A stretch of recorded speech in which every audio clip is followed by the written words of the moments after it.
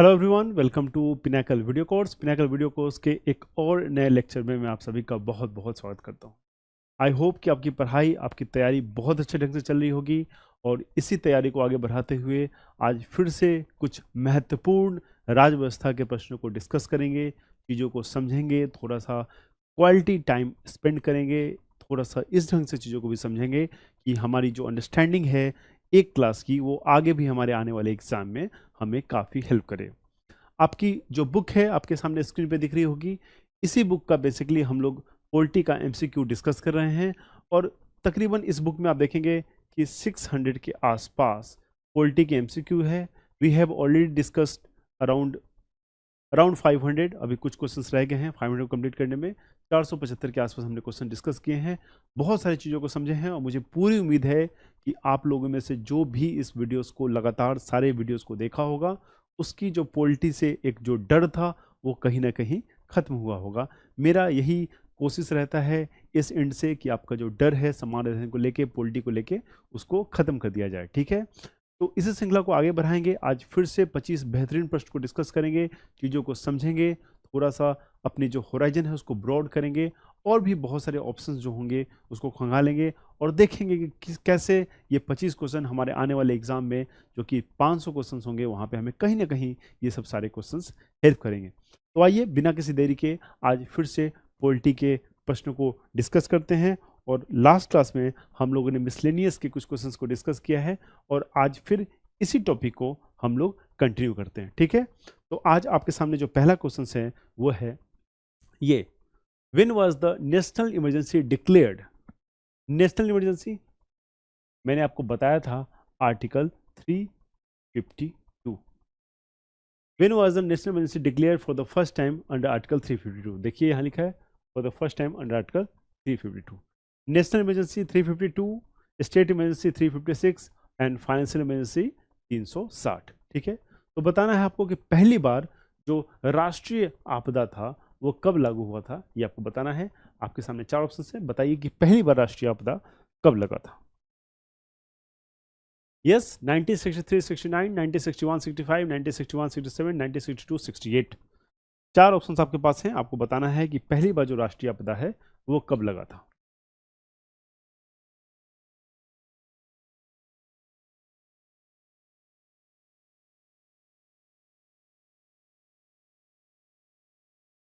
Yes, पहली बार राष्ट्रीय आपदा किस वर्ष लगा था, क्या समय था, ये आपसे पूछा गया है और उसका जो आंसर है वो क्या हो जाएगा, वो हो जाएगा 1962 टू 1968। 1962 से लेकर 1968 तक पहली बार हमारे देश में राष्ट्रीय आपदा लगाया गया था और ये उस समय की बात है जब भारत पाकिस्तान भारत और चाइना के बीच में जंग हुआ था। ठीक है, इंडो चाइना वार जो हुआ था उस समय ही हमारे देश में पहली बार जो ये है राष्ट्रीय आपदा आर्टिकल 352 के अंतर्गत लगाया गया था। ठीक है, क्लियर, बहुत फैक्चुअल क्वेश्चन है, याद रहेगा आपको, बिल्कुल नहीं भूलना है, केवल रिविजन करते रहना है। आइए अगले प्रश्न की तरफ चलते हैं। Which is not correct about the independence of judiciary in our country. क्या क्वेश्चन बोल रहा है कि इनमें से कौन सा सही नहीं है जहां तक हम लोग इंडिपेंडेंस ऑफ जुडिशरी की बात करते हैं। ठीक है, कुछ ऑप्शंस हैं, पढ़ते हैं क्या क्या ऑप्शंस हैं, बढ़िए। The judiciary has the power to penalise those who are found guilty of contempt of court. ये तो मुझे लगता है बिल्कुल सही ऑप्शन है। अगर कंटेम्प्ट ऑफ कोर्ट होता है तो हमारे जुडिशरी के पास ये पावर होता है कि आपको वो सजा दे सकती है, सजा सुना सकती है। मतलब कंटेम्प्ट मतलब क्या होता है? कंटेम्प्ट मतलब होता है कि जब भी सुप्रीम कोर्ट या वैसे कोई भी कोर्ट का कोई भी ऐसा ऑर्डर आता है और उसकी पालन नहीं होती है, ठीक है, उसको माना नहीं जाता है, तो उसको कंटेम्प्ट ऑफ कोर्ट माना जाता है। वैसे परिस्थिति में कोर्ट आपको सजा सुना सकती है। तो ये तो बिल्कुल सही है। और क्वेश्चन में क्या क्या पूछ रहा है? नॉट करेक्ट, गलत ऑप्शन पूछ रहा है। ठीक है, दूसरा पढ़ते हैं। द जजेस are financially dependent on both the executive and legislative for their salaries and allowances. ठीक है, इसको देखते हैं अभी। The constitution prescribes a very difficult procedure for removal of जजेस। बिल्कुल ये भी सही है, आसान नहीं होता है किसी जजेस को रिमूव करना। The legislature is not involve in the process of appointment of जजेस। जो लेजिस्लेचर्स होते हैं, जो हमारे पॉलिटिशियंस होते हैं, वो जो न्यायाधीशों की नियुक्ति की प्रक्रिया है उसमें वो लोग सम्मिलित नहीं होते हैं। ये ऑप्शन जो है ये भी सही है। ठीक है, ये भी सही है। तो क्या ऑप्शन इसमें गलत है? तो इसमें जो गलत ऑप्शन है वो आपका हो जाएगा ये वाला जिसको हमने बोला था कि बाद में डिस्कस करते हैं। यहाँ लिखा है कि द जजेस आर फाइनेंशियली डिपेंडेंट, मतलब अपने सैलरी वाले के लिए डिपेंडेंट किस पे हैं, एग्जीक्यूटिव एंड लेजिस्लेचर पे। ये बिल्कुल गलत है। जो जजेस की सैलरी होती है वो एक फंड से आता है और वो ऑटोमेटिक आता है, उसमें कोई वोटिंग वोटिंग की जरूरत नहीं होती है। और वो जो फंड है वो कौन सा हो जाता है, वो हो जाता है आपका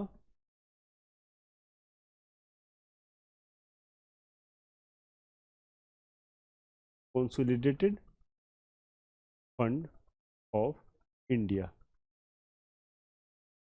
ये जो फंड है इसके ही अंतर्गत जो सैलरी होती है इस पे चार्ज होती है, मतलब इसी के में जो फंड होता है उसके पैसे से इनको फाइनेंशियली जो रिम्यूनरेशन होता है, इनकी सैलरी होती है वो इसी फंड से दिया जाता है। और ये जो चीज़ है फाइनेंशियल डिपेंडेंस वाली जो बात है कि जजेस जो फाइनेंशियल डिपेंडेंट होते हैं लेजिस्लेचर और एग्जीक्यूटिव पे, वो बिल्कुल गलत है। तो इसका राइट आंसर क्या हो जाएगा, वो हो जाएगा आपका बी। क्लियर, वो आंसर हो जाएगा आपका बी। आइए अगले क्वेश्चन की तरफ चलते हैं।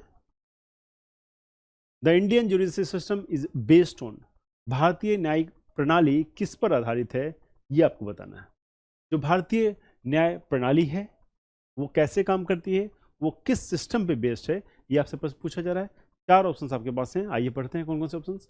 Both integrated and dual system, मतलब एकीकृत और द्वैध प्रणाली दोनों पे निर्भर करती है। ड्यूअल कोर्ट सिस्टम, द्वैध न्यायालय प्रणाली, ठीक है। और मल्टीपल कोर्ट सिस्टम, मतलब बहु न्यायालयीय प्रणाली, या सिंगल इंटीग्रेटेड सिस्टम, एकल एकीकृत प्रणाली। इस पे बेस्ड है हमारा जुडिशियल सिस्टम। यस, इस पे बेस्ड है हमारा जुडिशियल सिस्टम, ये आपको बताना है। तो इसका जो आंसर हो जाएगा वो क्या हो जाएगा, वो हो जाएगा आपका सिंगल इंटीग्रेटेड सिस्टम। यही सिस्टम है जिसमें हमारा बेस्ड है हमारा जुडिशियल सिस्टम। एकल एकीकृत प्रणाली पे आधारित है हमारा हमारी न्यायिक व्यवस्था, ठीक है। न्यायिक जो प्रणाली है वो इसी पे बेस्ड है। क्लियर, कोई दिक्कत। आइए अगले सवाल को लेते हैं। Which is not correct about the India's prime minister, Bharat के प्रधानमंत्री के संदर्भ में निम्न में से कौन सा कथन सही नहीं है, ठीक है। नॉट करेक्ट मतलब इसमें से कौन सा कथन गलत है प्रधानमंत्री के संदर्भ में, ये आपको बताना है। आइए फटाफट ऑप्शन पढ़ते हैं। He is the head of the government, he is the leader of majority party in the Lok Sabha, he can be removed if a no confidence motion is passed by both the houses of parliament with 2/3 majority। और क्या है, he is appointed by the president of India। इसमें से आपको जो wrong है वो पता करना है। इसमें से कौन सा स्टेटमेंट है जो प्रधानमंत्री के संदर्भ में गलत है, वो पता करते हैं। मैं आपको देता हूं 10 सेकंड, प्लीज बताइए क्या हुआ इसका राइट आंसर।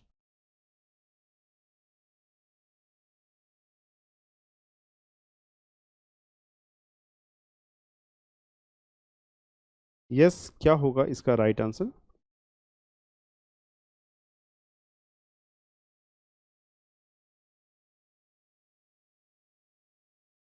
इसका जो राइट आंसर हो जाएगा वो हो जाएगा सी। क्यों हो जाएगा सी आंसर, सी क्या ऑप्शन कहता है, फिर से पढ़ते हैं। सी कहता है कि यदि संसद के दोनों सदनों द्वारा 2/3 के बहुमत से अविश्वास प्रस्ताव पारित कर दिया जाए तो प्रधानमंत्री को उसके पद से हटाया जा सकता है। ये तो बात सही है कि अगर ये विश्वास प्रस्ताव पारित हो जाए तो प्रधानमंत्री को उसको सीट से हटाना पड़ता है, हट सकते हैं। लेकिन यहाँ पे गलती कहाँ है, यहाँ पे कैच कहाँ है, यहाँ कैच है ये 2/3 मेजोरिटी। जो 2/3 मेजोरिटी होता है सर वो होता है स्पेशल मेजोरिटी। Special majority. और जो नो कॉन्फिडेंस मोशन है अगर ये सिंपल मेजोरिटी से भी पास हो जाए, ठीक है, तो भी जो काउंसिल मिनिस्टर है या जो प्रधानमंत्री है उनको रिजाइन करना पड़ता है, ठीक है। तो नो कॉन्फिडेंस मोशन जब पास होता है वो सिंपल मेजोरिटी से भी अगर पास हो जाए, ठीक है, तो वो उस परिस्थिति में उस स्थिति में प्रधानमंत्री को रिजाइन करना पड़ता है, काउंसिल ऑफ मिनिस्टर को भंग हो जाना पड़ता है, ठीक है। इसलिए इसका ऑप्शन क्या हो जाएगा, C is the right answer. In the Indian political system, the real executive power is vested in. In the Indian political system, the real executive power is vested in. भारतीय राजनीतिक व्यवस्था में वास्तविक कार्यपालिका शक्ति निम्नलिखित में से किसमें निहित है, ये आपको बताना है। वास्तविक जो सिस्टम है वो किसमें निहित है, ये आपको बताना है। भारतीय राजनीतिक व्यवस्था में वास्तविक कार्यपालिका शक्ति, मतलब वास्तविक में, रियल में। एक तो होता है आपको, मतलब फिगरेटिव है कि भाई ये होता है, ये सिस्टम होता है, लेकिन रियल में जो सिस्टम है किस पे बेस्ड है? क्या हो जाएगा इसका आंसर? राज्यपाल, राष्ट्रपति, उपराष्ट्रपति या प्रधानमंत्री और उनकी मंत्रिपरिषद? क्या हो जाएगा इसका आंसर? इसका आंसर हो जाएगा ऑप्शन डी। ऑप्शन डी इसलिए हो जाएगा क्योंकि यहां पे क्या पूछ रहा है? रियल में। ठीक है, अगर फिगरेटिव होता तो क्या हो जाएगा? प्रेसिडेंट हो जाएगा, क्योंकि सारे कार्य जो हैं वो राष्ट्रपति के नाम से होते हैं, तो राष्ट्रपति हो सकता है। लेकिन रियल की अगर बात करते हैं तो रियल में जो कार्यभार है वो कौन संभालता है? वो प्रधानमंत्री और काउंसिल ऑफ मिनिस्टर संभालते हैं। ये आपको याद रखना है, ठीक है, इसको आप लोग बिल्कुल याद रखिएगा। आइए आज के अगले प्रश्न की तरफ चलते हैं। Which of the following is not a national political party? निम्नलिखित में से कौन सा एक राष्ट्रीय राजनीतिक दल नहीं है? Bahujan Samaj party, national conference, Bharatiya Janata party या नेशनलिस्ट कांग्रेस पार्टी? निम्नलिखित में से कौन सा एक राष्ट्रीय राजनीतिक दल नहीं है, ये आपको बताना है। Bahujan Samaj party, national conference, Bharatiya Janata party या नेशनलिस्ट कांग्रेस पार्टी? क्या बोल रहा है? एक राष्ट्रीय राजनीतिक दल नहीं है, ये पूछ रहा है आपसे। आपको बताना है कि इसमें कौन सा एक राष्ट्रीय राजनीतिक दल नहीं है। आपके सामने 4 ऑप्शंस हैं, आपको बताना है क्या होगा इसका right answer. Bahujan Samaj party, national conference, Bharatiya Janata party या national Congress party?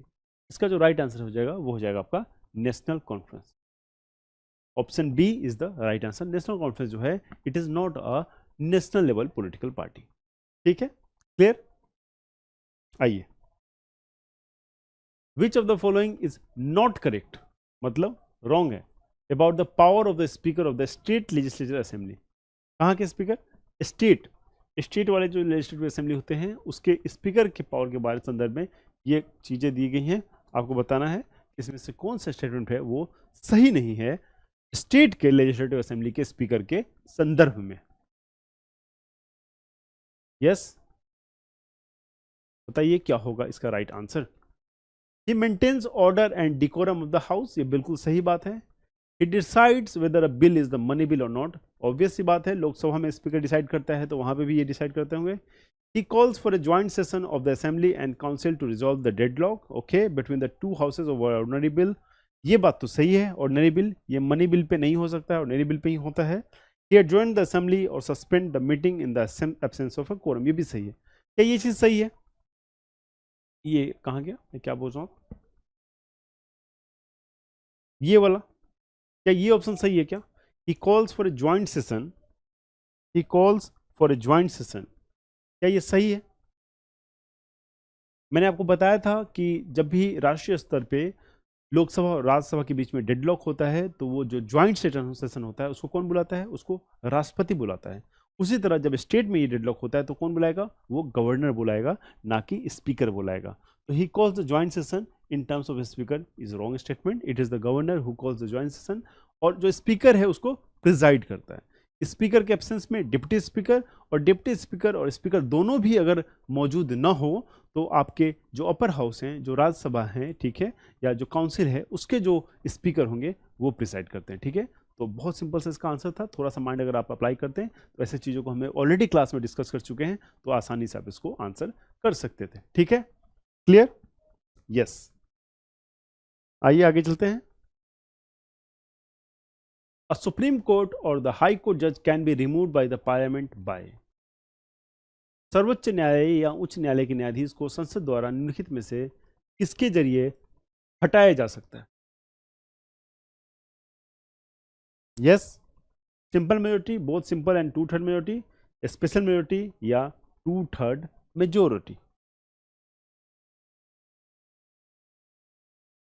Simple majority, both simple and 2/3 majority, special majority या 2/3 मेजोरिटी? आपको बताना है कि इसका क्या आंसर होगा। Simple majority, both simple and 2/3 majority, special majority या 2/3 मेजोरिटी? सुप्रीम कोर्ट और हाई कोर्ट के जजेस को का जो रिमूवल का जो प्रक्रिया है वो आसान नहीं है, वो काफ़ी कॉम्प्लेक्स होता है। और अभी कुछ क्वेश्चंस पहले हमने ये चीज़ डिस्कस भी किया था कि एक स्टेटमेंट मैंने पढ़ा था कि द हाई कोर्ट को या सुप्रीम कोर्ट के जज को रिमूव करने की जो प्रक्रिया है वो काफ़ी टफ होती है, वो बिल्कुल सही बात है। तो यहाँ पे जो सिंपल मेजोरिटी है ये तो बिल्कुल नहीं होगा, ठीक है। Both simple and two third majority, special majority और टू थर्ड मेजोरिटी, क्या होगा इसका राइट आंसर बताइए।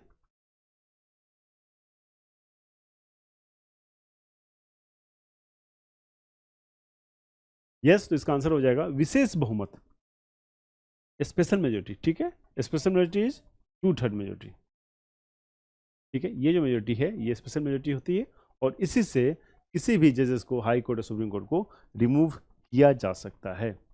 क्लियर। आइए अगले प्रश्न की तरफ चलते हैं। Which of the following is not a part of all India services. आप जानते हैं कि हमारे भारत में कुछ ऑल इंडिया सर्विसेज हैं, अखिल भारतीय सेवाएं, ठीक है। और ये टोटल 3 हैं एज ऑफ नाउ, आज के डेट में तीन अखिल भारतीय सेवाएं हैं ऑल इंडिया सर्विस है, जिसका recruitment union public service commission संघ लोक सेवा आयोग के द्वारा होता है। आपके सामने स्क्रीन पे 4 ऑप्शंस हैं और आपको बताने हैं कि निम्न में से कौन सा एक सर्विस है जो ऑल इंडिया सर्विस नहीं है। आपके सामने 4 ऑप्शंस ये रहे: Indian forest service, Indian engineering service, Indian administrative service या और इंडियन पुलिस सर्विस। यस, बहुत आसान क्वेश्चन है, आप लोगों में से बहुत लोगों को पता होगा। जो भारतीय इंजीनियरिंग सेवा है this is not an all India service, और बाकी जो 3 सर्विस है वो ऑल इंडिया सर्विस है: भारतीय वन सेवा, भारतीय प्रशासनिक सेवा और भारतीय पुलिस सेवा। ये जो तीनों सेवा हैं वो अखिल भारतीय सेवाएं हैं और बाकी जो सेवाएं हैं वो अखिल भारतीय सेवाएं नहीं है, ठीक है। क्लियर। आइए, विच is not correct about the high court. उच्च न्यायालय के संबंध में निम्नलिखित में से कौन सा कथन सही नहीं है। किसके बारे में पूछ रहा है ये पूछ रहा है हाई कोर्ट्स के बारे में। हाई कोर्ट्स के बारे में पूछ रहा है कि कौन सा जो कथन है वो सही नहीं है। It can deal with cases within the jurisdiction of the state, it can hear appeals from the lower courts, it can issue various writs for the protection of fundamental rights, it gives advisory opinion to the president of India.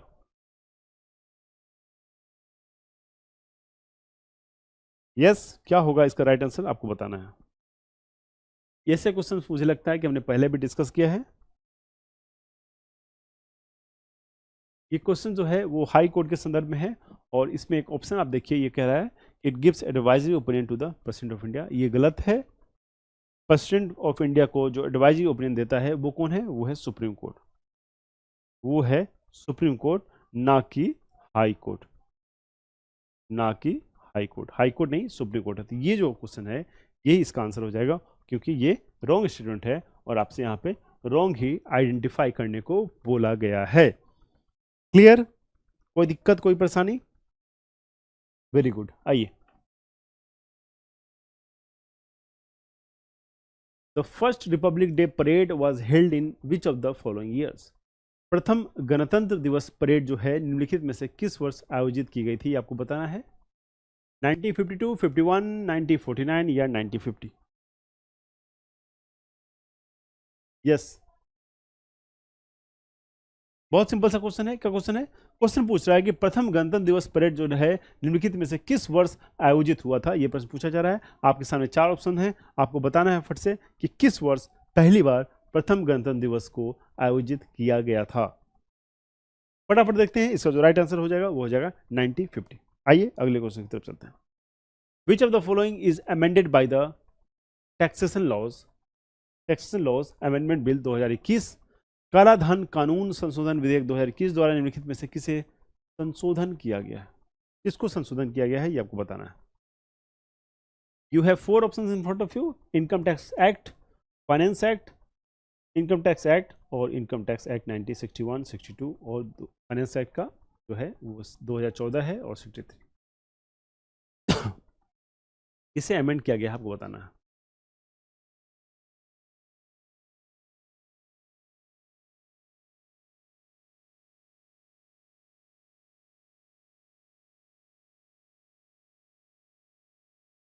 Yes, क्या होगा इसका right answer? तो basically income tax act 1961 को ही कराधान कानून संशोधन विधेयक 2021 में संशोधन किया गया था। ठीक है, 2021 2021 में इनकम टैक्स आयकर अधिनियम 1961। क्लियर है? बहुत सिंपल क्वेश्चन है, वेरी फैक्चुअल क्वेश्चन, ये आपको याद कर लेना है। ठीक है, आइए अगले क्वेश्चन की तरफ चलते हैं। How many religious communities are notified as minorities by the government of India?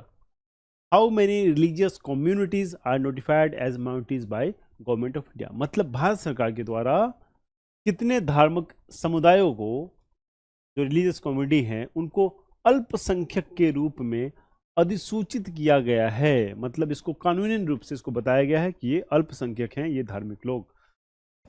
3, 5, 6, 4 वो धार्मिक संगठन कौन कौन से हैं आपको बताना है। 3, 5, 6 या 4, क्या होगा राइट आंसर?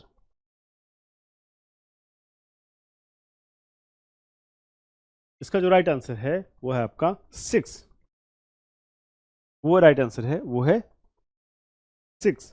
ठीक है, कौन कौन से हैं ये, थोड़ा ये भी देख लेते हैं। तो ये आपके हैं मुस्लिम,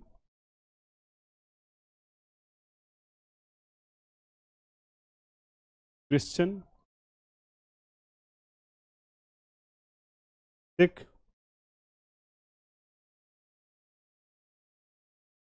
पारसी,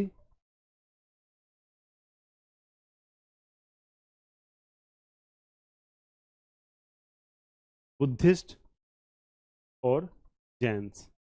ये प्लीज नोट डाउन कर लीजिए, ये बहुत इंपॉर्टेंट क्वेश्चन है, आपको कभी भी पूछा जा सकता है। तो ये जो 4 कम्युनिटी है, ये क्या है? ये हैं रिलीजियस कम्युनिटीज हैं, जिनको गवर्नमेंट के द्वारा आपको ये बताया गया है कि ये अल्पसंख्यक हैं। ठीक है, ये माइनॉरिटीज है, Muslim, Christian, Sikh, Parsi, Buddhist and Jains. ये जो 4 समुदाय हैं ये अल्पसंख्यक हैं, ये अधिसूचित है। अगले प्रश्न की तरफ चलते हैं। Which is not correct about the original jurisdiction of supreme court? Original jurisdiction जो सुप्रीम कोर्ट का है, उसके संदर्भ में ये प्रश्न आपसे पूछा जा रहा है कि निम्न में से कौन सा है वो सही नहीं है। ठीक है, आइए पढ़ते हैं। It can hear any dispute between 2 और मोर स्टेट्स। बिल्कुल सही है, ये हमने पहले भी डिस्कस किया है कि ओरिजिनल जुरिडिक्शन के अंतर्गत 2 स्टेट के बीच के जो डिस्प्यूट्स हैं उसको सुप्रीम कोर्ट डायरेक्ट सुन सकता है, या सेंट्रल गवर्नमेंट या स्टेट गवर्नमेंट के बीच का जो डिस्प्यूट है उसको भी सुप्रीम कोर्ट सुन सकता है। तो ये तो बिल्कुल सही स्टेटमेंट है। It can hear any dispute between government of India and any state और states on one side and one more state on other side. ये भी सही है, बिल्कुल सही है। It can hear ordinary disputes of commercial nature between the government of India and the states. ठीक है, it can hear any dispute between the government of India and one और more states. It is almost repeated then same. ये अब आप मुझे बताइए, आपको मैं 10 सेकंड देता हूं कि इसका आंसर क्या होगा। ठीक है, मैंने आपको कुछ एलिमिनेट भी कर दिए हैं, अब आपको बताना है कि इसका एग्जैक्ट आंसर क्या होगा। ओरिजिनल जुरिडिक्शन मैंने आपको पढ़ाया है, अब आप बताइए स्क्रीन पे देखिए कि इसका क्या आंसर होगा।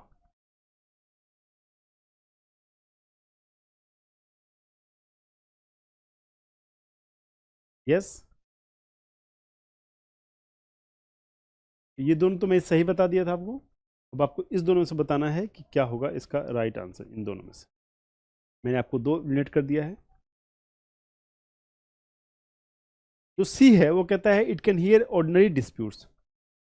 ठीक है, ऑर्डिनरी डिस्प्यूट जो होते हैं वो इट कैन नॉट हियर। ठीक है, ये तो सिंपल, ये जो है ये ओरिजिनल जुरिडिक्शन की बात है। वहाँ पे ओरिजिनली जो ऑर्डिनरी डिस्प्यूट्स हैं वो कहाँ से आ जाएंगे? वहाँ तो ऐसे डिस्प्यूट्स आएंगे ना जहाँ पे उस तरह की प्रॉब्लम हो, 2 स्टेट के बीच में प्रॉब्लम हो जाए, सेंटर या स्टेट के प्रॉब्लम हो जाए, वैसे वो ये सुन सकता है। ठीक है, तो ऑर्डिनरी डिस्प्यूट जो कमर्शियल नेचर के हैं उसको ये नहीं सुनता है। तो इसका आंसर क्या हो जाएगा? आंसर हो जाएगा इसका सी। आंसर हो जाएगा इसका सी। क्लियर है? Let's move to next question. In which year was the national youth policy launch by government of India? क्या national youth policy, national youth policy मतलब राष्ट्रीय युवा नीति की बात हो रही है, और ये किस वर्ष लॉन्च की गई है ये आपसे पूछा जा रहा है। बहुत सिंपल सा खूबसूरत सा क्वेश्चन है कि भारत सरकार द्वारा राष्ट्रीय युवा नीति किस वर्ष शुरू की गई थी, ये आपको बताना है। फटाफट 5 सेकंड में बताइए क्या होगा इसका right answer.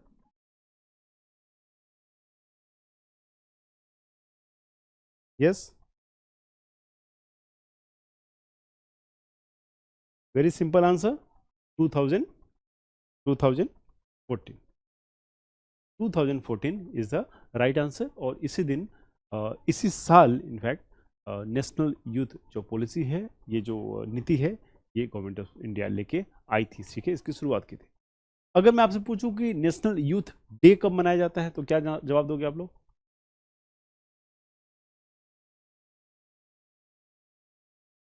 National youth day हम लोग किस दिन सेलिब्रेट करते हैं? तो वो क्या आंसर हो जाएगा आपका? 12 जनवरी। 12 जनवरी जिस दिन विवेकानंद जी का जन्म हुआ था, उसी दिन हम लोग नेशनल यूथ डे सेलिब्रेट करते हैं। ठीक है, clear? Let's move to next question. Since which year has the AFSPA been started? AFSPA किस वर्ष से शुरू किया गया था, ये आपको बताना है। 1949, 1952, 1958 या 1955? आफ्सा स्टार्टेड सिंस, कब से स्टार्ट हुआ arm forces special power act? Arm forces special power act की जो शुरुआत हुई है वो किस वर्ष से हुई है, आपको बताना है। और इस एक्ट में क्या हुआ था कि बेसिकली जो आर्म फोर्सेस के लोग हैं उनको स्पेशल पावर दी गई थी, ठीक है, अरेस्ट का, डिटेंशन का, ठीक है, इंटरोगेशन का। और आपसे ये पूछा जा रहा है कि इसकी जो शुरुआत हुई है वो किस वर्ष हुई? क्या हो जाएगा इसका राइट आंसर? ये 1958 से शुरू किया गया था, ठीक है। 1958 से arm forces special power act जो है वो शुरू किया गया था। ये बिल्कुल आपको ध्यान रखना है, बहुत महत्वपूर्ण एक्ट था ये, तो ये इसलिए आपको बिल्कुल याद रखना है। Let's move to next question. The judiciary has the power to strike down the particular laws passed by the parliament if it believes that these are a violation of the basic structure of the constitution. This is called, यदि न्यायपालिका का यह मानना है कि संसद द्वारा पारित विशेष कानून संविधान के मूल ढांचे का उल्लंघन करता है, तो उसके पास ऐसे कानूनों को रद्द करने की शक्ति है। इस शक्ति को क्या कहते हैं ये आपको बताना है। आपके सामने चार ऑप्शन है: न्यायिक समीक्षा, विवाद समाधान, न्यायिक सक्रियता या जनहित याचिका। यस, क्या हो जाएगा इसका राइट आंसर? बहुत आसान क्वेश्चन है, इसका राइट आंसर क्या हो जाएगा ये बताना है आपको। इसका जो राइट आंसर है, मैंने ऑलरेडी आपको पॉलिटी के क्लासेस में पढ़ाए हैं कि जो जुडिशियल रिव्यू होता है, इसके अंतर्गत जो लेजिस्लेचर है उनके द्वारा बनाए गए जो भी कानून है उनको जुडिशरी जो है वो रिव्यू करता है। और अगर उसमें कोई गलती होती है या वो जो लॉ है वो संविधान के इथोस के, संविधान के मूल्यों के कारण के संदर्भ में नहीं बना हो या वो कॉन्स्टिट्यूशन के अगेंस्ट है, तो उसके जो वैसे लॉ हैं उसको जुडिशियल रिव्यू के अंतर्गत जो न्यायपालिका है वो क्या करती है, खारिज कर देती है। तो उस प्रोसेस को क्या कहते हैं? उस प्रोसेस को कहते हैं जुडिशियल रिव्यू। जुडिशियल रिव्यू मतलब न्यायिक समीक्षा। न्यायिक समीक्षा, उस चीज की न्यायिक समीक्षा होती है और उसको अभी निरस्त कर दिया जाता है। आइए, no person can disrespect the national flag, constitution of India and the national anthem under which act? संविधान को, हमारे जो राष्ट्रीय ध्वज हैं उसको, और जो राष्ट्रगान है उसका जो अनादर है कोई भी व्यक्ति नहीं कर सकता है। और इसके लिए एक कानून पारित है, वो कानून का क्या नाम है आपको बताना है। बहुत ही आसान क्वेश्चन है, बहुत ही आसान क्वेश्चन है। आपको केवल पढ़ना आता है तो आप इस क्वेश्चन का आंसर बता सकते हो। देखिए, क्लियरली लिखा हुआ है प्रिवेंशन ऑफ, मतलब रोकथाम, इंसल्ट ऑफ नेशनल ऑनर, राष्ट्रीय गौरव का अपमान होना। कितना सिंपल, इससे सिंपल क्वेश्चन तो बन ही नहीं सकता। मैं आपको बता रहा हूं, बहुत सिंपल क्वेश्चन है, इससे सिंपल क्वेश्चन नहीं बन सकता। आइए, एवरी जज of the supreme court in India shall hold office until he attains the age of. ध्यान दीजिएगा, सुप्रीम कोर्ट की जज की बात हो रही है, ठीक है। भारत में सर्वोच्च न्यायालय का प्रत्येक न्यायाधीश कितने वर्ष की आयु प्राप्त करने तक अपने पद पर बना रहेगा? बताइए, कितने वर्ष तक वो अपने पद पर बना रहेगा, ये आपको बताना है। 55, 65, 58 या 62? 55, 65, 58 या 62? क्या होगा इसका राइट आंसर? यस, इसका राइट आंसर हो जाएगा 65। 65 साल तक कोई भी जज सुप्रीम कोर्ट का जज बन के रह सकता है।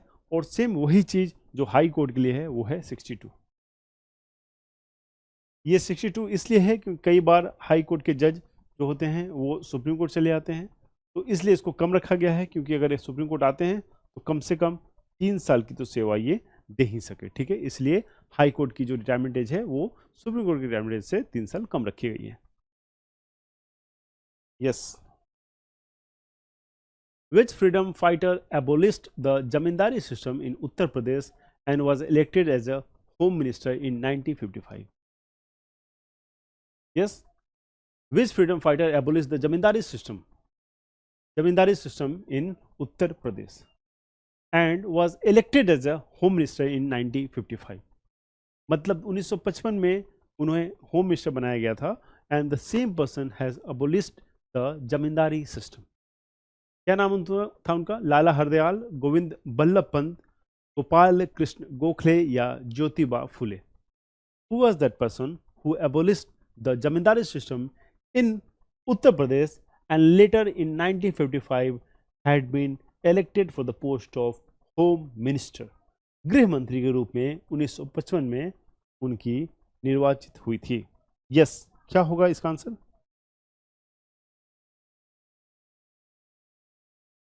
इसका जो राइट आंसर हो जाएगा वो हो जाएगा GB Pant. Govind Ballabh Pant is the right answer. Govind Ballabh Pant is the right answer.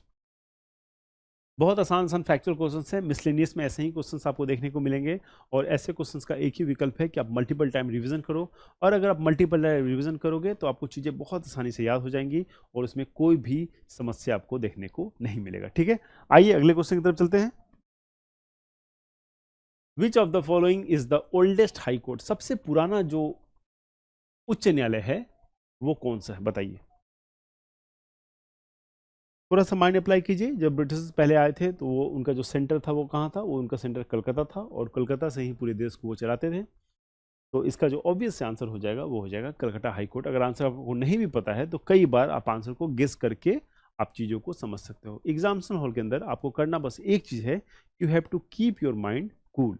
अगर आप माइंड को कूल रखें, आपने महेंद्र सिंह धोनी को देखा है जो भारत की कप्तानी बहुत दिनों तक किया था, वो कितने मैच जीते हैं। अभी भी आप देखोगे कि आईपीएल वगैरह में अभी भी कितना अच्छा खेलते हैं और अपने टीम को कितना आगे ले जाते हैं। उसका रीज़न यही है कि वो उनका जो मेंटल स्ट्रक्चर है वो बहुत कूल है, वो तनाव नहीं लेते हैं और वो अपने एक्शन से अपने अपोनेंट को जवाब देते हैं। हमारे अंदर क्या प्रॉब्लम होता है, जनरली हम अपने बोल के लोगों को जवाब देना चाहते हैं, बोल के कभी भी किसी को जवाब नहीं देना चाहिए। बोल के जवाब देने वाले सबसे सूक्ष्म जो लोग होते हैं वो होते हैं आप हमेशा अपने एक्शन से सामने वाले को जवाब दो। ठीक है, इसलिए अपने मेंटल को शांत रखो। कोई भी आसपास आपको कोई भी डिस्टर्ब करता हो, कोई भी परेशानी आपको होती हो, let's answer them with your action. अपने जवाब से आप एक जॉब जब करके उनको बताओगे कि मेरा ये जॉब हो गया, सब लोग शांत हो जाते हैं। सारी जो तूफान आई है वो ठहर सी जाती है, और जब आप सफलता आपको चूमती है तो आप देखते हैं कि लोगों का नज़रिया जो आपके प्रति होता है वो भी एकदम परिवर्तित होता है, वो भी एकदम चेंज होता है। ठीक है, तो आइए इसका आंसर देखते हैं। तो इसका आंसर है कोलकाता हाई कोर्ट। ठीक है, आइए अगले प्रश्न की तरफ चलते हैं। The chairman of legislative council is elected by the chief minister and the cabinet, appointed by the chief minister of that state, elected by the members of legislative council या appointed by the governor of that state. The chairman of legislative council is, Vidhan Parishad के जो अध्यक्ष होते हैं, ध्यान रखिएगा, Vidhan Parishad legislative council की बात हो रही है, असेंबली की बात नहीं हो रही है। इनका इलेक्शन कैसे होता है आपको बताना है।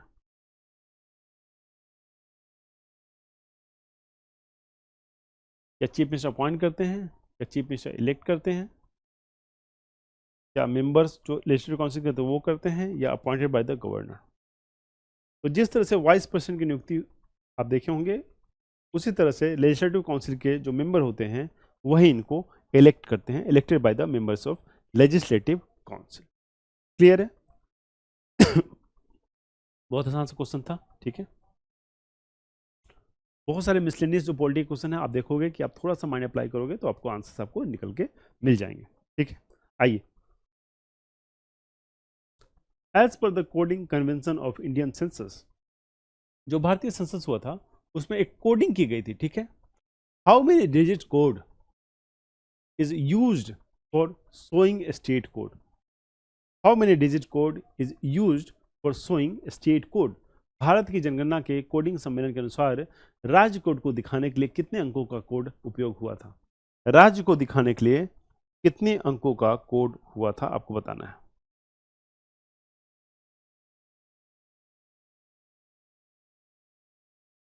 यस, राज्य को दिखाने के लिए कितने अंकों का कोड का इस्तेमाल हुआ था ये आपको बताना है। तो वो जो था वो था 2 अंकों का, वो जो था वो था आपका 2 अंकों का। और डिस्ट्रिक्ट को दिखाने के लिए, डिस्ट्रिक्ट के लिए था 3,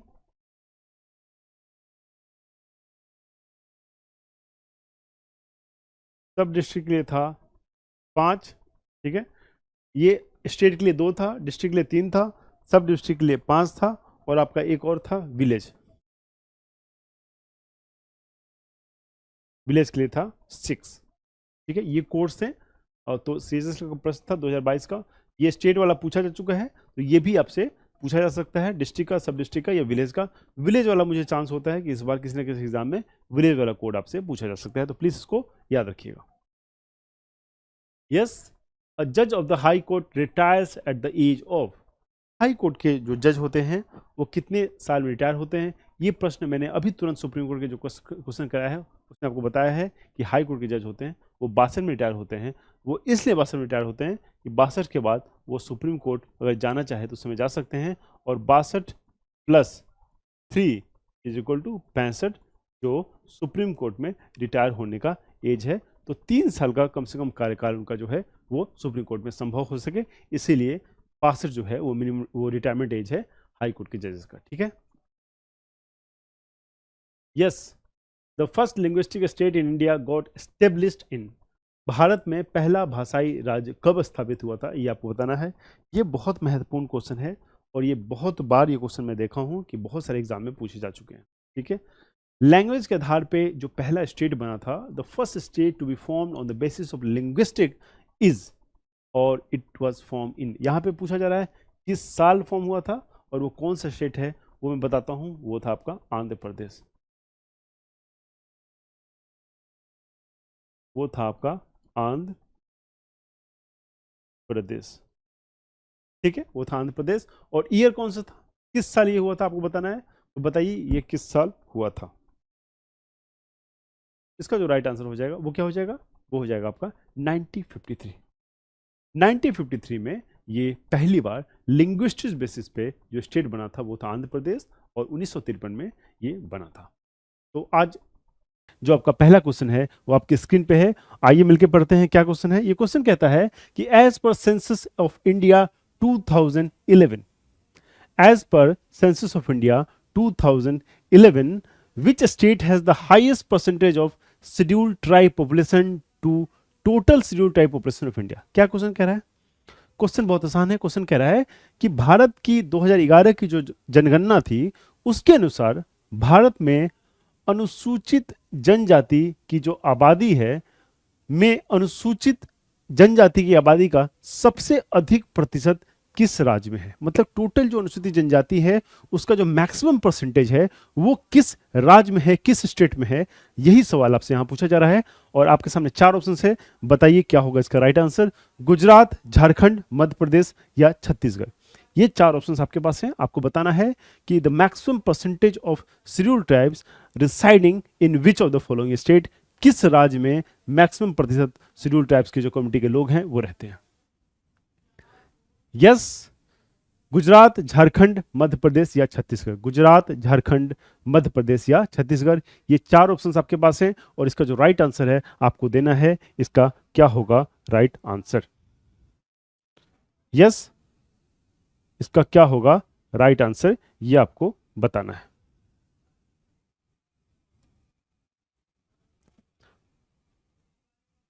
यस, क्या होगा इसका राइट आंसर? तो इसका जो राइट आंसर है फ्रेंड्स वो है मध्य प्रदेश। मध्य प्रदेश में जो शेड्यूल्ड ट्राइब्स जो समुदाय है उसके मैक्सिमम परसेंटेज जो है वो मध्य प्रदेश में रहते हैं। क्लियर है? कोई दिक्कत, कोई परेशानी? Very good. I hope you people are enjoying this lecture. I hope कि आपको इन लेक्चरों से बहुत फायदा पहुंच रहा होगा। आइए बिना किसी देरी के अगले प्रश्न को देखते हैं। On which day was the national emblem of India adopted. ठीक है, बहुत आसान सा सरल सा प्रश्न है, फैक्चुअल नेचर का क्वेश्चन है। आप सभी को ऑलमोस्ट ये पता होगा, और नहीं पता है तो पता जरूर होना चाहिए। क्वेश्चन पूछा है कि भारत के राष्ट्रीय चिन्ह को, जो हमारा अशोक स्तंभ है, उस चिन्ह को किस दिन अपनाया गया था? किस दिन अपनाया गया था? 4 डेट आपके सामने है। 15 अगस्त 1952, 26 जनवरी 1950, 15 अगस्त 1947 या 26 जनवरी 1959। 4 डेट आपके सामने हैं। आपको बताना है कि नेशनल एम्बलेम को किस दिन अपनाया गया था। आपको पता है कि अपना जो नेशनल एम्बलम है, उसका जो मोटो है वो है सत्यमेव जयते। जो नेशनल एम्बलम, जो अशोक स्तंभ है, उसका जो मोटो है वो है सत्यमेव जयते। ये भी आपको याद रखना है कि कभी भी ये क्वेश्चन आपसे पूछा जा सकता है कि नेशनल एम्बलम जो है भारत का, उसका मोटो क्या है। ठीक है, उसका मोटो क्या है? चलिए फटाफट अभी डेट बताइए, किस तारीख को हम लोगों ने नेशनल एम्बलम को एक्सेप्ट किया है। तो ये जो आपका डेट हो जाएगा वो हो जाएगा 26 जनवरी 1950। 26 जनवरी 1950 is the right answer. Clear? कोई दिक्कत, कोई परेशानी? एकदम क्लियर है, एकदम फैक्चुअल नेचर का क्वेश्चन है। आपको इसको एकदम याद कर लेना है, और बार बार जब आप देखोगे इस लेक्चर्स को, आप बार बार जब बुक को रिवाइज करोगे, तो आप देखोगे कि ये से जो प्रश्न है, जो बहुत आसानी से आपके अपने हो सकते हैं, वो आपके अपने हो जाएंगे। ठीक है, आइए नेक्स्ट क्वेश्चन लेते हैं।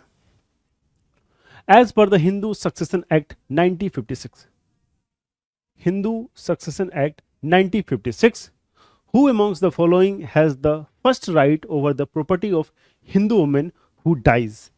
हिंदू सक्सेशन एक्ट जो है, हिंदू उत्तराधिकारी अधिनियम 1956 के अनुसार निम्न में से किसके पास, निम्न में से किसके पास निर्वसियत मर जाने वाली हिंदू महिला की संपत्ति पर पहला अधिकार होगा? हिंदू जो सक्सेशन एक्ट है, उसके अनुसार जिस महिला की मृत्यु होती है, उसके बाद उसकी जो प्रॉपर्टी है, उस पर पहला अधिकार किसका होगा, ये आपको बताना है। आपके सामने 4 ऑप्शंस है। उसके माता पिता का, the legal heir of father, the legal heirs of her husband और हर हस्बैंड। 4 ऑप्शन आपके पास है, और इसका सिंपल सा जो आंसर है, जो बिना किसी परेशानी के आप गेस कर सकते हैं, वो हो जाएगा उसके पति का, her husband. Hindu succession act के अनुसार जो उसके प्रॉपर्टी के उत्तराधिकारी होंगे, वो कौन होंगे? वो होंगे उनके हस्बैंड। ठीक है, क्लियर है? बहुत आसान क्वेश्चन है, इजिली आपको याद हो जाएगा। आइए, the right to children, the right to children to free and compulsory education act 2009। आपको मैंने पहले भी क्लास में कराया है कि राइट टू एजुकेशन एक्ट जो है 2009 में पास हुआ था। वो कह रहा है कि act 2009 is an act of parliament which came into force. देखिए, ये कह रहा है कि जो 2009 का जो राइट टू एजुकेशन एक्ट है, वो कब फोर्स में आया। ठीक है, वो जो है वो कब लागू हुआ, ये आपको यहाँ पे बताना है। और ये अगर आपको पता है, ये प्योर फैक्चुअल क्वेश्चन है कि 2009 में जो पास हुआ, वो क्या 2009 में ही लागू हुआ, 10 में हुआ, 11 में हुआ या 12 में हुआ? फटाफट बताइए कि इसका क्या आंसर होगा। यस, 2009 में पास होने वाला ये जो नियम है, अधिनियम है, ये कब लागू हुआ? तो ये भी एक फैक्चुअल क्वेश्चन है। इसका राइट आंसर है 2010। 2010 में राइट टू एजुकेशन एक्ट जो है वो लागू हुआ था, ये आप सभी को पता है। ठीक है, 2009 में ये पास हुआ और 2010 में ये लागू हो गया। ठीक है, और राइट टू एजुकेशन एक्ट जो है, it is an fundamental right. ठीक है, it is an fundamental right, ये एक मूल अधिकार है। ठीक है, और राइट टू एजुकेशन से रिलेटेड ही आपका एक डायरेक्टिव प्रिंसिपल स्टेट पॉलिसी के अंदर जो डायरेक्टिव्स है, 11वां डायरेक्टिव्स, माफ कीजिएगा, जो फंडामेंटल ड्यूटीज़ है, उसका जो 11वां फंडामेंटल ड्यूटीज़ है, उसमें भी ये अब एक कानून आ गया है। फंडामेंटल ड्यूटीज़ में क्या कहा गया है? उसमें ये कहा गया है कि जो भी पेरेंट्स हैं या गार्जियन है, वो अपने बच्चे जिनकी उम्र 6 से 14 साल है, उनके उचित शिक्षा का प्रबंध करेंगे, उनको शिक्षा के लिए प्रोत्साहित करेंगे, उनके लिए एक ऐसा एनवायरनमेंट कोशिश करेंगे प्रस्तुत करने का जिसमें वो शिक्षित हो पाएं, अपने एजुकेशन को पूरा कर पाएं। ठीक है, so now it is not the obligation on the state, it is also an obligation on the parents and guardian. Guardian और पेरेंट्स के ऊपर भी ये जिम्मेवारी है कि उनके बच्चों को वो शिक्षित करें। ठीक है, तो आपको मैंने बता दिया, जो राइट टू एजुकेशन एक्ट 2009 है, it was implemented in 2010। Next question पढ़ते हैं।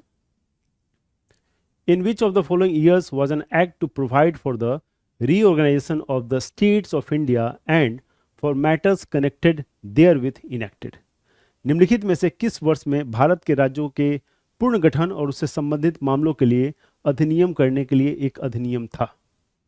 In which of the following years was an act to provide for reorganization of the states of India and for matter connected therewith enacted?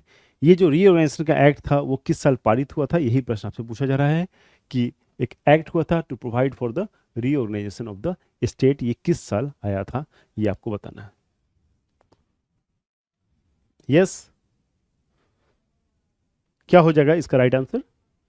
इसका right answer क्या हो जाएगा? इसका right answer है 1956। 1956 में ये चीज हुआ था, ये जो रीऑर्गेनाइजेशन ऑफ स्टेट है ये अधिनियम आया था, ठीक है, वो इनेक्ट हुआ था 1956 में। सिंपल क्वेश्चन था। नेक्स्ट क्वेश्चन लेते हैं। The contempt of court act was passed to define and limit the powers of certain courts in punishing contempt of courts and to regulate their procedure in relation thereto. In which of the following years was the act passed? क्या कह रहा है? बहुत simple सा question है, थोड़ा सा बड़ा क्वेश्चन है लेकिन है बहुत सिंपल सा क्वेश्चन। आइए पढ़ते हैं। अदालतों की अवमानना अधिनियम को अदालत की अवमानना को दंडित करने और उनके संबंध में उनकी प्रक्रिया को विनियमित करने के लिए कुछ अदालतों की शक्तियों को परिभाषित करने और सीमित करने के लिए पारित किया गया था। निम्नलिखित में से किस वर्ष यह अधिनियम पारित किया गया था? काफी आसान क्वेश्चन है। कंटेम्प्ट ऑफ कोर्ट के ऊपर जो रेगुलेशन हुआ था उसके बारे में पूछा गया था और ये कब जारी हुआ था ये आपको बताना है। 1971, 1975, 1969 या 1982? यस क्या हो जाएगा इसका राइट आंसर? इसका राइट आंसर हो जाएगा 1971। 1971 में ये जो अधिनियम है ये आया था 1971 में, जो कि कंटेम्प्ट ऑफ कोर्ट से रिलेटेड है। इसमें बहुत सारे कोर्ट के कंटेम्प्ट ऑफ कोर्ट के जो पावर्स थे उसको लिमिट किया गया था, ठीक है, क्लियर? बहुत सिंपल क्वेश्चंस है। आइए आगे बढ़ते हैं। In which of the following years was the dowry prohibition act passed in India? ठीक है, कौन सा नियम? Dowry prohibition. Dowry prohibition act जो है वो किस साल पास हुआ था यह आपको बताना है। भारत में दहेज निषेध अधिनियम निम्नलिखित में से किस वर्ष पारित हुआ था? दहेज निषेध अधिनियम किस वर्ष पारित हुआ था? यस डाउरी के अगेंस्ट जो रूल है ये किस वर्ष पारित हुआ था मैं आपको बताना है। यस क्या हो जाएगा इसका राइट आंसर?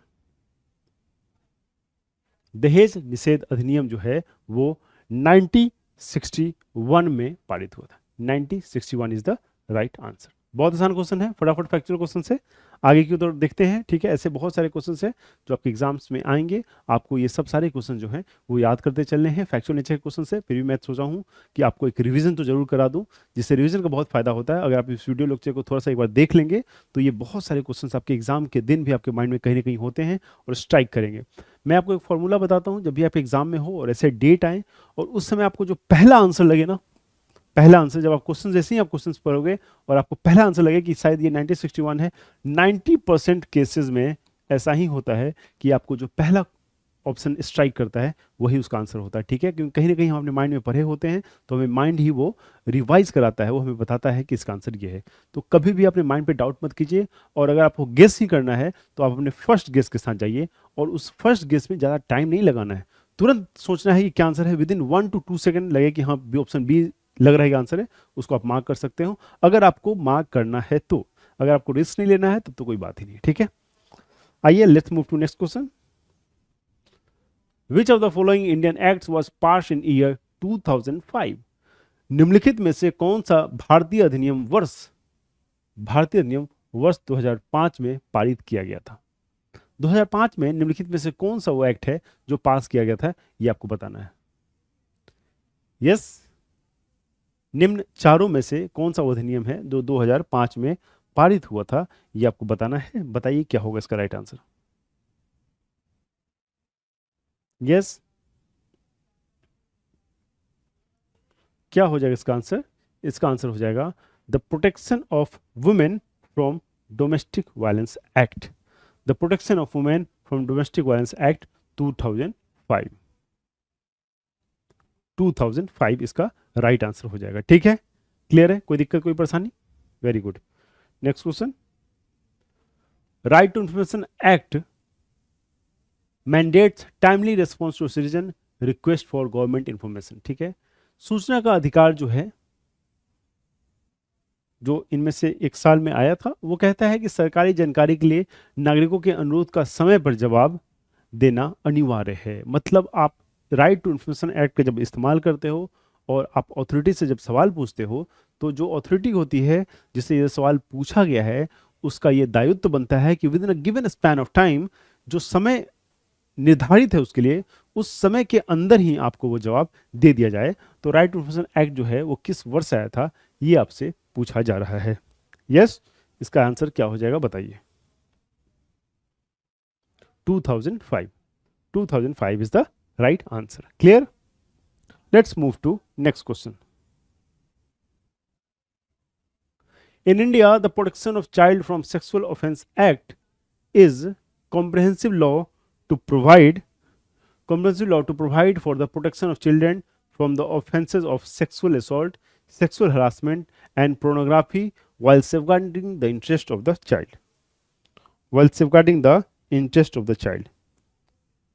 तो आपको बेसिकली यहाँ पे पूछा जा रहा है कि जो पोस्को एक्ट है वो किस साल का है। ठीक है, पोस्को एक्ट जो है कल किस साल का है, ये आपसे पूछा जा रहा है। भारत में यौन अपराधों से बच्चों का संरक्षण, जो कि पोस्को अधिनियम है, बच्चे के हितों की रक्षा करते हुए यौन मामला, यौन उत्पीड़न और अश्लील साहित्य के अपराधों से बच्चों की सुरक्षा प्रदान करने के लिए व्यापक कानून है। कब का कानून है ये आपको बताना है। कब का कानून है ये पोस्को एक्ट, ये बताना है। बहुत आसान क्वेश्चन है, आप लोगों से बहुत लोगों को इसका आंसर पता होगा। पोस्को एक्ट जो है वो 2012 में आया था और बहुत ही क्रांतिकारी, बहुत ही एक कह सकते हैं कि बच्चों के प्रोटेक्शन के, मतलब जहाँ तक छोटे बच्चों के प्रोटेक्शन की बात होती है, उस क्षेत्र में एक बहुत ही सराहनीय कदम था ये पोस्को एक्ट। क्योंकि इस एक्ट से जो बच्चों के खिलाफ क्राइम है उसको बहुत हद तक रोका गया, क्योंकि इतना डिटरेंट इसके रूल्स, रेगुलेशंस और पनिशमेंट है इसके अंदर कि जिससे जो क्रिमिनल्स हैं उनको एक डिटरेंस की तरह ये दिखता है और ये काम भी करता है। ठीक है, तो पोस्को एक्ट के प्रोविजन से वो काफ़ी डिटरेंट हैं, काफ़ी उसके स्ट्रॉन्ग उसके वो हैं क्या जो क्या एक्ट के प्रोसीजर्स हैं। ठीक है, 2012 आपको याद रखना है। 2012 is the right answer. Yes, in which of the following years did the Indian army free Goa from Portuguese? निम्नलिखित में से किस वर्ष भारतीय सेना ने गोवा को पुर्तगालियों से मुक्त कराया था? ठीक है, भारतीय सेना ने पुर्तगालियों से गोवा को मुक्त कराया था, वो किस वर्ष कराया था, ये आपसे प्रश्न पूछा जा रहा है। ये सवाल जो मैंने देखा है, ये मैंने बहुत बार एग्जाम में देखा है। और अगर आप लास्ट देखिए, पिनाकल की जो टीम है वो आपके लिए क्यों ये वीडियो कोर्स लेके आई है, आपके लिए क्यों बुक्स जो मल्टीपल चॉइस क्वेश्चंस वाले एमसीक्यूज हैं वो क्यों लेके आई है, ये सब अगर आप थोड़ा सा माइंड अप्लाई करोगे आपको समझ में आ जाएगा। ये देखिए, ये क्वेश्चन जो है ये 2022 में पूछा गया। आपको लगता है कि जितने बच्चों ने एसएससी एग्जाम दिया होगा सभी ने इस क्वेश्चन को सही किया होगा? बिल्कुल नहीं किया होगा, ये तो निश्चित है। और ये क्वेश्चन एसएससी खुद अपने पिछले एग्जाम में पूछ चुका है। Same question was asked in SSC examination. आप समझ रहे हो, जब इस क्वेश्चंस को हम लोग लगातार डिस्कस करते हैं, उसको वीडियोस लेक्चर को आप देख रहे हैं, एमसीक्यू सॉल्व कर रहे हैं, तो आपको क्या फायदा होगा? आपको फायदा ये होगा कि ऐसे क्वेश्चन जो बहुत सारे बच्चे लोग गलत भी करते हैं वो आपका सही हो सकता है। इसलिए लास्ट स्टेज के क्वेश्चंस का ये वीडियो कोर्स है आपके लिए आया है। और ये लगातार आप अगर देखते रहेंगे, हमारे एमसीक्यूज वाले जो बुक है उसको आप देखते रहेंगे, तो बहुत सारे आपके जो क्वेश्चन है वो आसानी से आपके अपने हो जाएंगे। तो बताइए इसका क्या आंसर होगा? किस साल गोवा को पुर्तगालियों से छुड़ाया गया था? यस, बहुत पॉपुलर क्वेश्चन है और इसका आंसर जो है वो है 1961। 1961 में ये जो पुर्तगालियों से गोवा को इंडियन आर्मी ने छुड़वाया था। ठीक है, मुक्त कराया था। आइए अगले प्रश्न की तरफ चलते हैं। On completion saptapadi ritual considers the marriage to be complete and binding.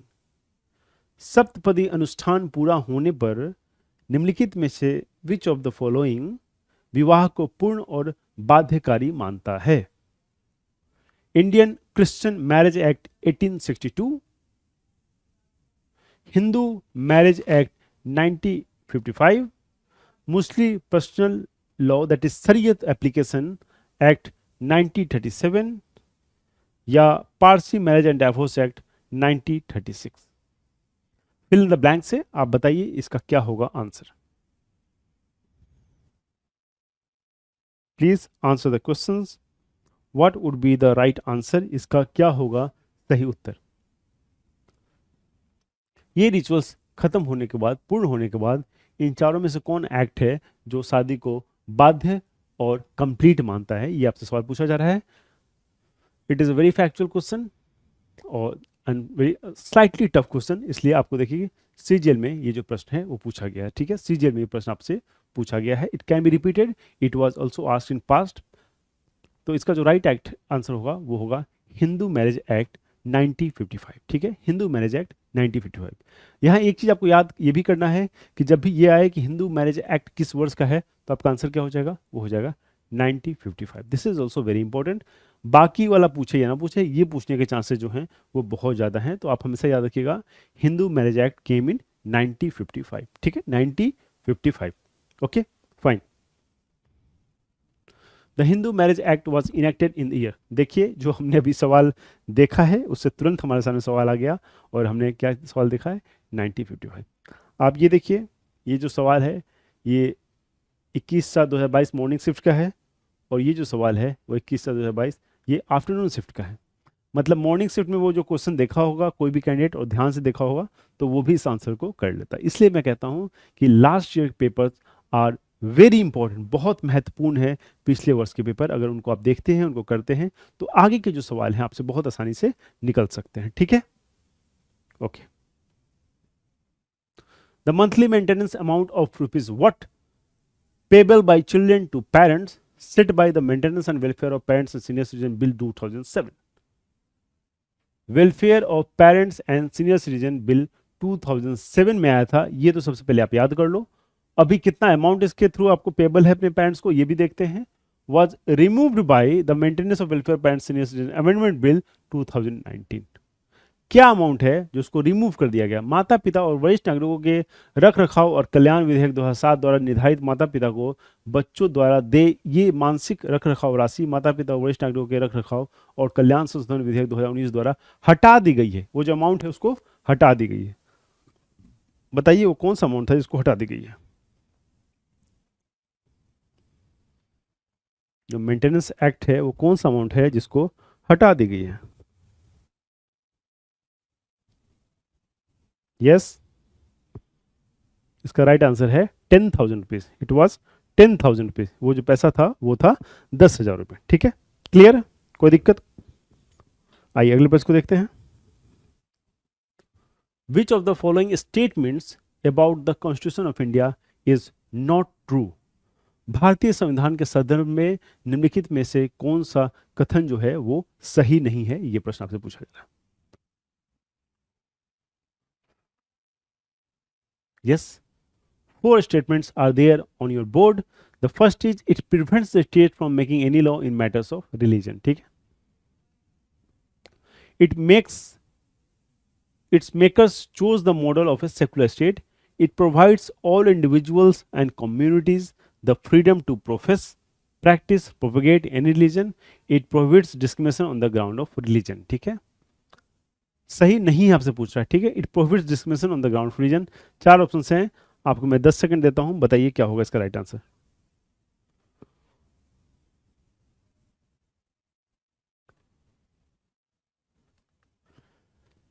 सही नहीं है। Following statement about the constitution is not true, मतलब संविधान जो है, ये जो संविधान के संदर्भ में अगर स्टेटमेंट को हम देखेंगे तो इसमें से एक जो स्टेटमेंट है वो सही नहीं है। आपको बताना है वो कौन सा स्टेटमेंट है जो सही नहीं है। Yes, it prevents the state from making any law in matter of religion. It makers choose the model of secular state. It provides all individuals and communities the freedom to profess, practice and propagate any religion. It prohibits the discrimination on the ground of religion. तो ये जो बात है ना, ये बिल्कुल गलत है। ये जो चीज़ है ये बिल्कुल गलत है, यही इसका आंसर हो जाएगा। ऐसा कुछ भी नहीं है कि it prevents the state from making any law on religion. ठीक है, मैटर ऑफ रिलीजन पे कोई लॉ बनाने से कभी भी कॉन्स्टिट्यूशन रोकता नहीं है। ठीक है, क्लियर है? ठीक है, नेक्स्ट क्वेश्चन लेते हैं। How many seats allocated to Bihar in the Lok Sabha as per the state wise list of the 17th लोक सभा, 17वीं लोकसभा अनुसार के लिस्ट के अनुसार बिहार को लोकसभा में कितनी सीट्स थी, ये आपको बताना है। 60, 40, 78 या 48। We have 4 options in front of us, 60, 40, 78 या 48। कितनी सीट्स थी ये आपको बताना है। यस, तो राइट आंसर इज 40। बिहार की जो शेयर ऑफ सीट्स हैं लोकसभा में वो कितनी है, वो है 40 out of 543। Present seats of Lok Sabha is 543। 543। The maximum strength of Lok Sabha 550। Initially it was 552। 552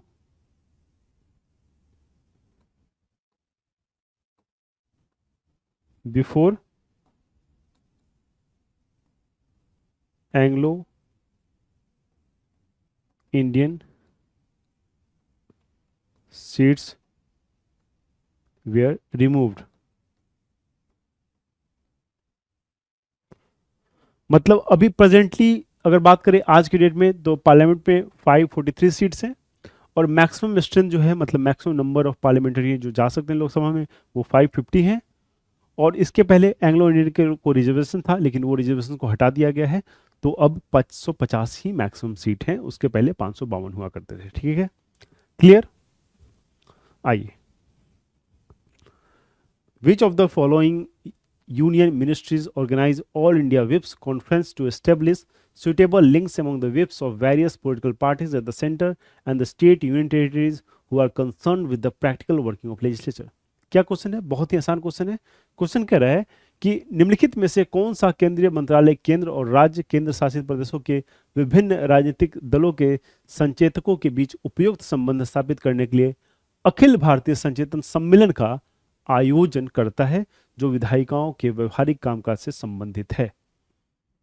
थोड़ा सा स्लाइटली कॉम्प्लेक्स क्वेश्चन है लेकिन इसका आंसर भी इजीली आप बता सकते हैं। ये कौन ऑर्गेनाइज करता है?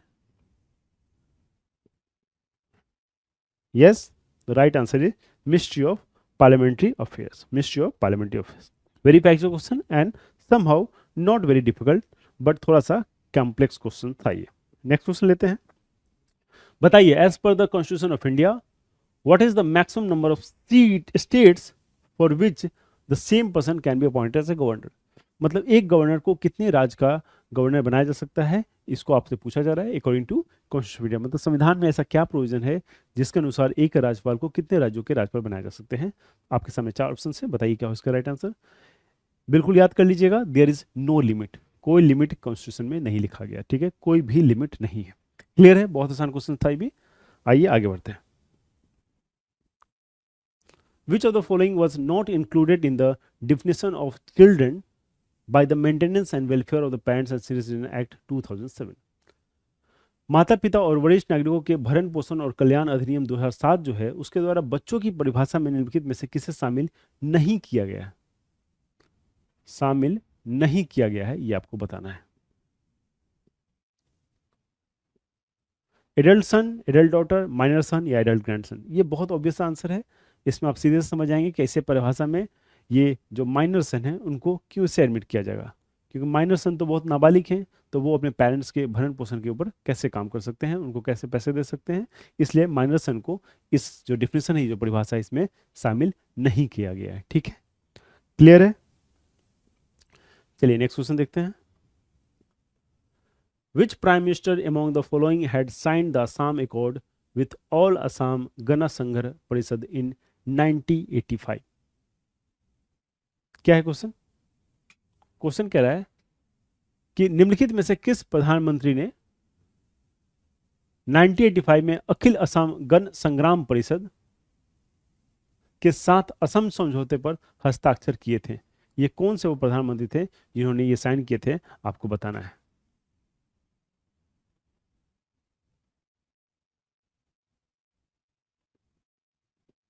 Yes, who was that prime minister who signed that accord? तो right answer is Rajiv Gandhi. Rajiv Gandhi ने वो अकॉर्ड साइन की थी, जो असम अकॉर्ड के नाम से जाना जाता है। असम अकॉर्ड के नाम से जाना जाता है 1985 में। 1985 में राजीव गांधी ने ये अकॉर्ड साइन की थी 1985 में। ठीक है, क्लियर है, कोई दिक्कत? आइए, according to motor vehicle act 1988, ठीक है, मोटर वाहन अधिनियम 1988 के अनुसार no person under the age of what years, कोई भी इंसान एक सर्टेन एज के नीचे shall be granted a learner's license to drive a motorcycle without gear except with the consent in writing of the person having the care of the person desiring the learner's license। ठीक है, driving licence related question है, आइए फिर से पढ़ते हैं। Motor वाहन अधिनियम 1988 के अनुसार कितने वर्ष से कम आयु के किसी भी व्यक्ति को बिना गियर के मोटरसाइकिल चलाने के लिए लर्नर लाइसेंस प्रदान नहीं किया जाएगा, सिवाय उस व्यक्ति की लिखित सहमति के जो लर्नर लाइसेंस के इच्छुक व्यक्ति को देखभाल करता है। ये क्या एज लिमिट है ये आपको बताना है। आप सभी को पता होगा क्योंकि आप में से ऑलमोस्ट सभी लोगों के पास लाइसेंस होगा। ये जो उम्र है वो है 18 ईयर्स ओल्ड। ये जो उम्र है वो है 18 ईयर्स ओल्ड। ठीक है, क्लियर है, कोई दिक्कत? ये जो उम्र है वो है 18 years old. Which of the following acts was passed by the government of India to inquire into allegation of corruption against the certain public functionaries? ये बहुत ही पॉपुलर एक तरह से रिवोल्यूशनरी स्टेप था, क्रांतिकारी स्टेप था गवर्नमेंट ऑफ इंडिया की तरफ से, जिसको पास किया गया था for the to inquire into the allegation of corruption. जो भी करप्शन के एलिगेशंस होते हैं उसको इंक्वायर करने के लिए, उसकी जांच करने के लिए ये बहुत ही क्रांतिकारी स्टेप था जिसको गवर्नमेंट ऑफ इंडिया द्वारा पास किया गया। आपको बताना है इन चारों में से उनका क्या नाम है। What was that act, that position that was passed? वो कौन सा एक्ट था जिसको पास किया गया था, अधिनियम था जिसको पास किया गया था भ्रष्टाचार के आरोपों की जांच के लिए? ठीक है, क्या हो जाएगा इसका आंसर? इसका आंसर हो जाएगा लोकपाल एंड लोकायुक्ता एक्ट। ठीक है, लोकपाल सेंटर में होते हैं और लोकायुक्ता जो होते हैं वो स्टेट में होते हैं। ठीक है, ये स्टेट में होते हैं। क्लियर है? अगला प्रश्न लेते हैं। Who among the following was the president of India when a national emergency was declared in 1975? 1975 में जब राष्ट्रीय आपातकालीन की घोषणा की गई थी उस समय भारत के राष्ट्रपति कौन थे, ये आपसे प्रश्न पूछा जा रहा है। आपके सामने चार ऑप्शंस हैं, जाकिर हुसैन, वीवी गिरी, नीलम संजीवा रेड्डी या फखरुद्दीन अली अहमद। बताइए उस समय राष्ट्रपति कौन थे? ये क्वेश्चन हमने शायद पहले भी किया था, ये ज्यादा टफ क्वेश्चन नहीं है। बताइए इसका क्या आंसर होगा? यस, फखरुद्दीन अली अहमद। मैंने आपको लास्ट क्लास में बताया था कि ऐसे जो भी घटना हुआ है सिंपल ही घटनाएं हैं, जैसे कि जब भारत पाकिस्तान या भारत चाइना का वॉर हुआ था उस समय भारत के राष्ट्रपति कौन थे, उस समय भारत के प्रधानमंत्री कौन थे, ये सारे चीज़ को आप एक वाइट पेपर में लिख के और उसको अच्छे से याद कर लीजिए, क्योंकि ऐसे क्वेश्चन आप देख रहे हैं कि अमूमन एग्जाम में पूछे जाते हैं। ठीक है, आपके एग्जाम में देखिए पूछे गए हैं और ऐसे प्रश्नों को आपको बहुत अच्छे ढंग से याद करके जाना है, क्योंकि ये बहुत ईजी प्रश्न होते हैं। आपके थोड़े से मेहनत से आपको याद हो जाएंगे और आप इसको सॉल्व कर लोगे। और चूंकि इसका मार्क्स और जो कठिन प्रश्न है उसका मार्क्स, दोनों का मार्क्स बराबर है। और मैंने पहले भी आपको बताया है कि आपको वैसे क्वेश्चन को गलत नहीं करने हैं जिसको सारे सीरियस स्टूडेंट सही करेंगे। तो ऐसे प्रश्नों को मैं बताता हूँ जो एसएससी के सीरियस स्टूडेंट है वो ऐसे प्रश्नों को नहीं छोड़ते हैं, वो इसको बिल्कुल सही करते हैं। तो मैं उम्मीद करता हूं कि आपसे भी ये क्वेश्चन सही होंगे, so that you remain in the competition. ठीक है, clear? Next question. As per the consumer protection act 1986, a complaint can be filed in district consumer dispute redressal forum if the value of the claim is up to। क्या कह रहा है? Question कह रहा है कि उपभोक्ता संरक्षण अधिनियम 1986 के अनुसार जिला उपभोक्ता विवाद निवारण फोरम में शिकायत दर्ज की जा सकती है यदि दावे का मूल्य इस प्रकार हो। कितना दावे का मूल्य होना चाहिए जिससे कि कंप्लेन रजिस्टर्ड हो सके, ये आपको बताना है। यस, इसका आंसर हो जाएगा, क्या हो जाएगा इसका आंसर? इसका आंसर हो जाएगा 20 लाख। अगर आपके दावे का मूल्य 20 लाख है तो आपका जो कंप्लेन है वो डिस्ट्रिक्ट कंज्यूमर फोरम में लॉन्च हो सकता है। ठीक है, क्लियर। नेक्स्ट क्वेश्चन लेते हैं, which of the following states has the highest number of legislative assembly constituencies. बहुत आसान सा क्वेश्चन है, आप सभी को इसका आंसर पता होगा। क्या क्वेश्चन है? क्वेश्चन कह रहा है कि निम्नलिखित में से किस राज्य में विधानसभा निर्वाचन क्षेत्रों की संख्या सबसे अधिक है? किस राज्य में विधानसभा निर्वाचन जो सीट्स हैं उनकी जो कॉन्स्टिट्यूएंसीज है उसकी जो संख्या है वो सबसे ज़्यादा है? सिंपल सा इसका आंसर है, जो सबसे बड़ा स्टेट है उत्तर प्रदेश, यही इसका राइट आंसर है। ये इसका राइट आंसर है। अभी हम लोग देख रहे हैं आपकी पॉलिटी के जो सेक्शंस, जो लास्ट सेक्शन बचे हुए मिसलेनियस, उसको हम लोग कर रहे हैं। और इस सेक्शन में अमूमन हमने देखा है कि बहुत सारे फैक्चुअल नेचर के क्वेश्चंस हैं जो हम कर रहे हैं वो पूछे गए हैं। तो ये क्वेश्चंस आपको तभी याद हो पाएंगे जब आप चीज़ों का अच्छे से रिवीजन करोगे, मल्टीपल टाइम रिवीजन करोगे, क्योंकि बाकी सब्जेक्ट से थोड़ा सा जनरल स्टडीज़ का ये सेक्शन मिसलेनियस वाला थोड़ा डिफरेंट होता है। फैक्चुअल नेचर क्वेश्चंस होते हैं, डेट्स होते हैं, ईयर्स होते हैं, एक्ट्स होते हैं। तो ऐसे प्रश्नों को आपको याद तभी हो पाएगा जब आप इसको बार बार रिवाइज करोगे, बार बार इसको समझोगे, याद करोगे, तब आप देखोगे कि ऐसे प्रश्न भी आपको बहुत आसानी से याद हो गए और आपके जो मार्क्स हैं उसमें निश्चित ही इजाफा होगा। Thank you so much, we will meet very soon with a brand new lecture on polity. Till then, study hard and study smart. Thank you so much.